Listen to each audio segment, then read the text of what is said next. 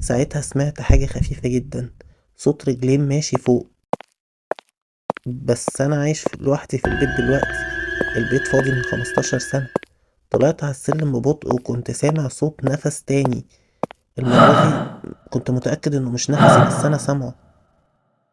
كنت طالع على السلم وكل درجة كنت باخدها الخشب كان بيعمل صوت كأن صوته بيتألم. البيت كان ساكت بس السكون نفسه كان له صوت، صوت تقيل يخليك تحس إن الهوا بيتحرك بالعافية. قربت من باب الأوضة اللي فوق، سمعت حاجة وقعت جوه زي كوباية أو فازة اتكسرت. قلبي بدأ يدق بسرعة، كنت خايف ومتردد بس كنت عايز أعرف فيه ايه. كان عندي فضول غريب، مش فضول طبيعي، كأن كان في حاجة جوايا بتسحبني ناحية الباب ده. مديت ايدي على أكرة الباب، لما لمستها حسيت إن هي دافية، مش سخنة، دافية كأن كان في حد لسه ماسكها من ثواني. فتحت الباب ببطء،